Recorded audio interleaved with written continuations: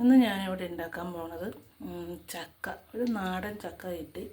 അപ്പം ഞാനിത് വേവിച്ചെടുക്കണത് ഇഡ്ഡലി പാത്രത്തിലിട്ട് ആവി കയറ്റി നല്ലോണം വെന്തിട്ടുണ്ട്. അപ്പോൾ ഇങ്ങനെ ഉടച്ചെടുത്തതിന് ശേഷം തേങ്ങ ഞാൻ കൊത്തായിട്ടാണ് എടുത്തേക്കണത്.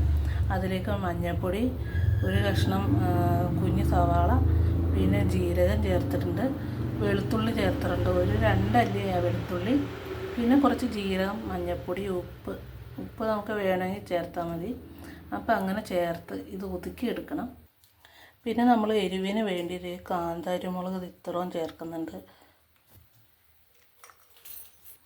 ഇനി അരച്ച് കൊടുക്കുക. അങ്ങനെ ഇത് ഒതുക്കിയെടുത്തിട്ടുണ്ട്. അങ്ങനെ ഇത് ഇഡ്ഡലി പാത്രത്തിൽ നിന്നും ഇങ്ങോട്ട് ചട്ടിയിലേക്ക് ആക്കി വെച്ചിട്ടുണ്ട്. ഇനി ചക്ക നമുക്കൊന്ന് ഒതുക്കിയെടുക്കാം. അങ്ങനെ കുറച്ചൊക്കെ ആയിട്ട് ഉടച്ചെടുത്തിട്ടുണ്ട്.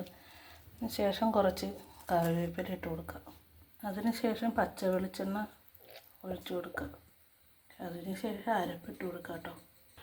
അങ്ങനെ ഇത് നമുക്ക് ഒന്നും കൂടി ഇത് ഇളക്കി കൊടുക്കുക. ഇത് ഒന്നും കൂടിയൊക്കെ അത് നല്ലോണം ശരിയാവാനുണ്ട്. എന്നിട്ട് കാണാം. അങ്ങനെ ശരിയായിട്ടുണ്ട്. പിന്നെ ഇത് വേറെ അടുപ്പത്ത് വെച്ച് ഇതാക്കി എടുക്കുകയൊന്നും വേണ്ട. ഇങ്ങനെ തന്നെ ചെയ്ത് അരപ്പ് ഇതാക്കി സെറ്റാക്കി എടുത്താൽ മതി. അപ്പോൾ ഞാനിപ്പോൾ ഇന്ന് ഇത് കൂടുതലങ്ങ് ഉടയ്ക്കണില്ല. കണ്ടോ? അപ്പോൾ നിങ്ങളും ഇതേപോലെ ചെയ്ത് നോക്കൂ കേട്ടോ. Okay, by.